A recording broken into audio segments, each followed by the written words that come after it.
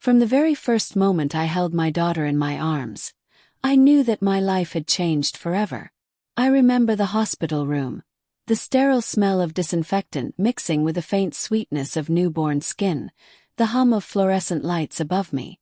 In that fragile moment, I made a silent vow that no matter what storms life would throw at me, I would shield her from as much pain and struggle as I could. I grew up in a family where money was always scarce, where dreams were luxuries we couldn't afford, and where survival often took priority over hope. I promised myself that my daughter's life would be different. She would have opportunities that I never had. She would not inherit the same struggles that weighed down my own youth. That promise became the cornerstone of my life. Every decision I made, every late-night shift at work, every extra dollar I earned and refused to spend on myself, it all tied back to that vow. I opened a savings account specifically for her college fund. At first, the numbers were small, almost insignificant. $50 here, $100 there.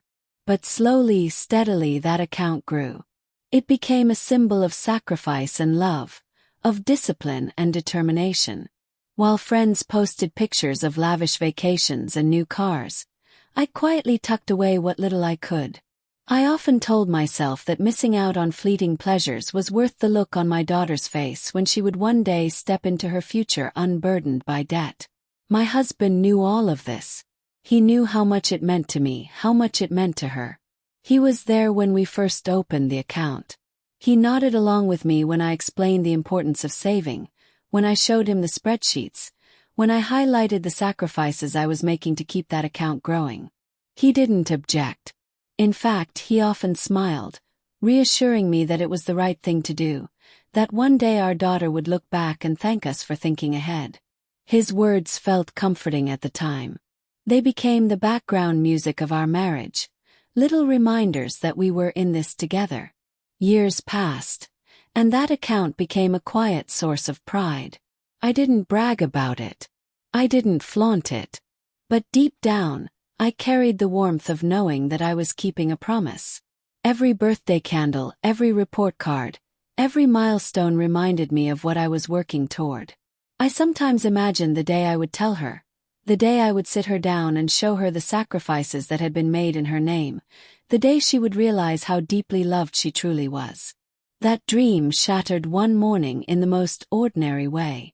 I remember waking up early before the rest of the house, the kind of still, quiet dawn where the air feels heavy with possibility. I made myself a cup of coffee and sat at the kitchen table with my laptop. It had been a while since I checked the account balance, and with college looming closer on the horizon, I wanted the reassurance of seeing the fruits of nearly 2 decades of discipline. I expected to feel the familiar comfort of progress, of numbers steadily climbing. Instead, I felt my chest tighten as soon as the screen loaded. The numbers were wrong. They weren't just wrong, they were terrifying. The account that should have held nearly 18 years of sacrifice was almost empty. My heart pounded, my breath came shallow, and for a moment I convinced myself it had to be some sort of glitch. System error. Banks make mistakes all the time, I told myself. But deep down, before I even scrolled through the transaction history, I already felt a sinking dread. And then I saw it. The withdrawal wasn't an error. It was deliberate. A massive transfer, tens of thousands of dollars, cleared out in a single sweep. And worse, it wasn't some faceless hacker or fraudulent charge. It had been initiated by my husband. His name was on the transaction, clear and undeniable. The money hadn't vanished into thin air. It had been wired directly to a travel agency. My hand shook so violently I nearly spilled my coffee. I clicked through the details with trembling fingers, every line of the confirmation stabbing deeper into my chest. Flights, hotels, excursions, a complete luxurious trip to Hawaii. And not just for him alone. The booking confirmed multiple travelers. I didn't need to wonder who they were. It was for him and his parents, my in-laws. The people who had never once contributed to the fund, The people who often look down on my sacrifices as unnecessary. The people who always seem to believe that money should be spent as quickly as it was earned. I sat frozen at that table, the early morning light suddenly feeling cold and hostile. The walls around me, once so familiar, seemed to close in. I thought of my daughter asleep upstairs, her entire future hanging in the balance, and my stomach twisted with nausea. My mind raced through possibilities, through excuses I desperately wanted to believe. Maybe it was temporary. Maybe it was some kind of mistake in judgment. Maybe he planned to pay it back. But the reality was unavoidable. He had taken everything we had saved for our daughter's education, everything I had worked for, and he had funneled it into a selfish escape. In that moment, something inside me broke. It wasn't just the money. It wasn't just the betrayal of trust. It was the realization that the man I had built my life with, the man I had trusted with my dreams and my child's future, had looked at all of it, all the sacrifices, all the discipline, all the love, and decided it was worth less than a week on a tropical beach. He hadn't just stolen money. He had stolen years of my life. He had stolen my daughter's chance at a brighter future. He had stolen the very promise I had clung to when the nights were long and exhausting. I closed the laptop slowly, my hands numb, my vision blurred with tears. I didn't know what to do. I didn't know what to say. All I knew was that nothing would ever be the same again. And as I sat there in that suffocating silence, listening to the faint sound of rain beginning to patter against the window, I realized that my marriage, the life I thought I knew, was about to unravel in ways I could never have imagined. In the days that followed the discovery, time seemed to blur into a fog of disbelief and silent rage. I moved through the house like a ghost, performing the same routines, making breakfast, folding laundry, answering emails, but each action felt disconnected from reality. The world outside continued as if nothing had changed. Neighbors walked their dogs, the mail was delivered, the sound of children laughing carried down the street. But inside me, everything was fractured. My body was present, but my heart and mind were consumed with one question that repeated endlessly. How could he do this to us? I stared at the evidence over and over again, hoping that somehow my eyes were deceiving me. But the bank statements remained the same. His name, his authorization, travel agency, the confirmation numbers. Each line on that statement was a knife, cutting deeper with every glance. I imagined him sitting at the computer, calmly filling out the details, entering the numbers, hitting confirm. I imagined the ease with which he had done it, the absence of hesitation, the absence of guilt. How many nights had he sat across from me at dinner, nodding at my conversations, while secretly knowing he was planning this betrayal? The cruelest part was the timing. For weeks leading up to that moment, I had felt a strange shift in him, but I dismissed it as stress or exhaustion. He had seemed distant, distracted. He came home later than usual, often brushing off my questions with vague answers. I didn't push. I wanted to believe the best. I told myself that after so many years of marriage, rough patches were normal. What I never expected was that his distance wasn't from stress or work, but from the cold calculation of stealing his daughter's future. The betrayal was layered.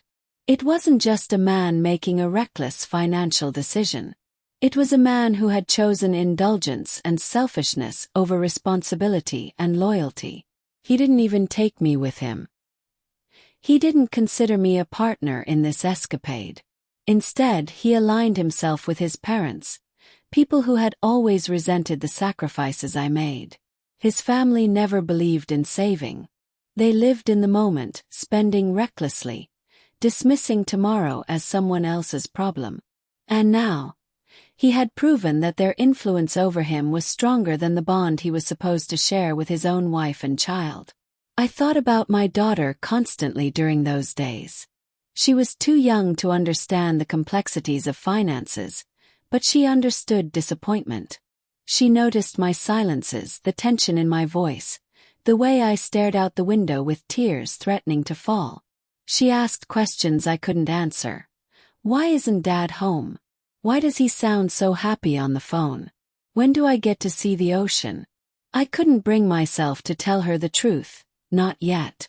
I couldn't crush her innocence with the knowledge that her own father had chosen palm trees and sandy beaches over her future. At night, lying in bed alone, I replayed our entire marriage in my head, searching for signs I had missed. There were moments, scattered like broken glass across the years, that in hindsight revealed themselves as warnings. The impulsive purchases he made without consulting me. The times he dismissed my concerns about saving as worrying too much. The occasional bitterness in his voice when he spoke of his parents' disapproval of our choices. I realized then that betrayal rarely comes out of nowhere. It builds slowly, quietly, through small cracks that widen into chasms. I had ignored the cracks because it was easier to believe in the illusion of stability than to confront the uncomfortable truth. The images haunted me. Him on a beach in Hawaii, the sun reflecting off the waves, a cocktail in his hand. His parents by his side, laughing and celebrating. Did he think of us at all in those moments? Did he picture me at home, staring at the empty balance of the account I had poured nearly 2 decades of my life into? Did he think of his daughter, her wide-eyed dreams of college, of building a future, of escaping the struggles that had shaped my own youth? Or was he so intoxicated by the luxury that he erased us entirely from his mind? The more I thought about it, the more the betrayal grew heavier, suffocating me. It wasn't just about the money. It was about the choice. He had looked at 2 paths, one of responsibility, love, and sacrifice, and another of selfish indulgence, and he had chosen the latter without hesitation. He had chosen to align himself with his parents rather than with the family he built. He had chosen to tear down the very foundation I had spent years constructing. I began to feel like I was living with a stranger. The man I once knew, the man I had trusted with everything, was gone. In his place was someone who valued temporary pleasures over long-term commitments, someone who had no regard for promises, someone I could no longer recognize as the father of my child. The realization was devastating. And yet, as devastating as it was, it ignited something inside me. The anger began to push back against the despair. Every time I looked at my daughter, every time I thought of the years I had spent sacrificing, I felt a fire building in my chest. I knew I couldn't let this betrayal destroy me, and I couldn't let it destroy her future. I had to find a way forward. But moving forward didn't mean forgetting. It didn't mean pretending it never happened. It meant facing the reality head-on, no matter how much it hurt. I had to confront the man who had once been my partner, the man who had now become the architect of my greatest heartbreak. I had to decide whether our lives could ever recover from this, or whether this betrayal had drawn a line we could never cross again. The days turned into a countdown. I knew when he was due to return from Hawaii. I knew that soon, I would have to look him in the eye and ask him the question that had been clawing at me since the morning I saw the empty account. How could you? And in the silence of those long, restless nights, I wondered if his answer would matter. Because deep down I already knew the truth. A man who could betray his own daughter's future had already given me all the answers I needed. The confrontation that night wasn't the end, but it was the beginning of the end. As my husband stood there, suitcase still in hand, his tanned skin glowing under the kitchen lights, I felt a strange calm wash over me. It wasn't peace. It was the eye of the storm, the moment before everything explodes. "Explain this," I repeated, gesturing to the screen where the empty account stared back at us like an accusation. He dropped the suitcase, his face shifting from surprise to defensiveness. I didn't think it was that big of a deal," he stammered, avoiding my eyes. "Mom and Dad needed a break. They've been talking about Hawaii for years. I figured we could rebuild the fund. You're always so good at saving." His words hit me like a slap. "Rebuild it?" I echoed, my voice rising. "With what?" More years of my overtime shifts. More skipped vacations. That money wasn't just numbers. It was my promise to her. I pointed upstairs where our daughter slept, oblivious to the shattering world below. He tried to step closer, his hands outstretched in that familiar gesture of reconciliation, the one that had worked so many times before. But this time I backed away. "Don't touch me," I whispered, tears stinging my eyes. "You didn't just take the money. You took my trust. Our future." He sank into a chair, burying his face in his hands. "I'm sorry," he muttered. "It was impulsive. They kept pushing, saying life's too short, that we're too frugal. I wanted to make them happy for once." I laughed bitterly, the sound harsh in the quiet house. "Make them happy? What about us? What about the girl sleeping upstairs who dreams of being a doctor? You chose your parents' whims over her dreams." The argument spiraled from there, voices rising and falling like waves crashing against rocks. He accused me of being controlling, of obsessing over money. I countered with the truth. His recklessness, his lack of accountability, the way he'd always deferred to his family over ours. By midnight, exhaustion set in. He grabbed a bag and left for his parents' house, muttering that he needed space. The door slammed, echoing through the empty home. I collapsed on the couch, sobs racking my body. How had we gotten here? We'd met in college, young and full of promise. He was charming, supportive, the one who encouraged me to open that savings account after our daughter was born. But over the years, subtle shifts had occurred. His growing resentment toward my frugality. His parents' constant jabs at our boring life. I'd ignored the red flags, chalking them up to normal marital friction. Now they were glaring neon signs. The next morning, I woke to my daughter's gentle shake. "Mom, where's Dad?" Her big eyes searched mine, and I forced a smile. "He's at Grandma's for a bit, sweetie. Everything's fine." But it wasn't. I dropped her at school, then called my sister. "I need help," I confessed, spilling the story through tears. She arrived within the hour, arms full of coffee and determination. "We'll fix this," she said. Together we contacted the bank, froze what remained of our joint assets, and scheduled a meeting with a divorce attorney. The word divorce felt foreign, terrifying, but necessary. "He crossed a line," the lawyer said plainly. "This is financial abuse. You have grounds." Word spread quickly. Friends rallied, offering support. Meals, babysitting, even loans to tide us over.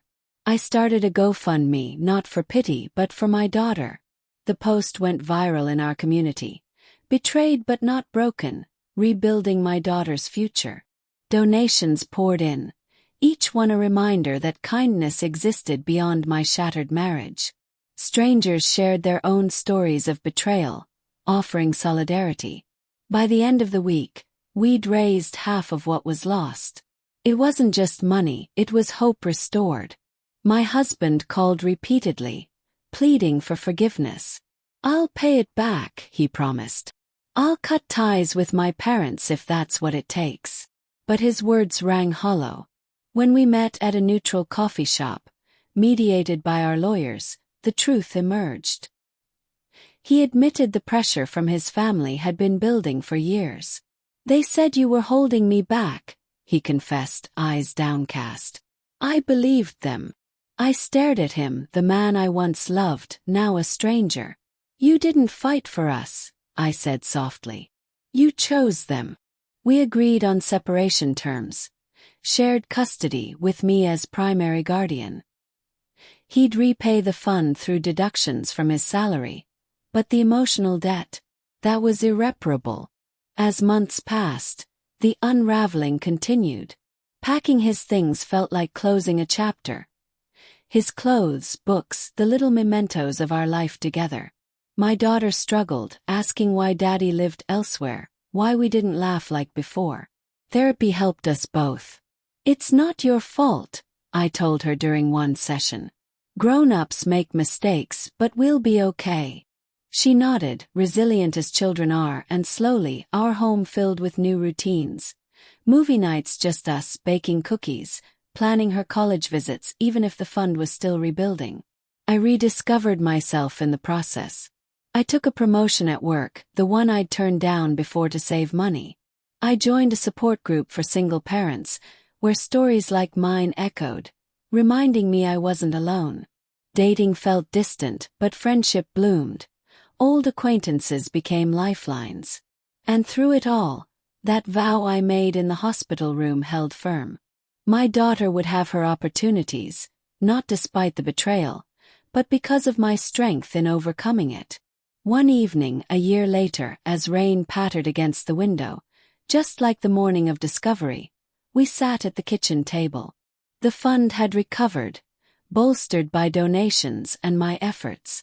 "Mom," she said, holding a college brochure, "thank you for never giving up." I hugged her tight, tears mixing with pride. The storm had passed, leaving us scarred but standing. My ex-husband. He visited sporadically, rebuilding his own life, but the trust was gone. Our marriage was a memory unraveled by one selfish act, but in its place I found freedom, a life rebuilt on my terms for my daughter's sake. In the end, betrayal didn't define us. It revealed our resilience. And as I watched her grow, unburdened by the past, I knew that promise I made all those years ago had been kept, not perfectly but profoundly. Life moved forward one step at a time into a brighter, more honest future.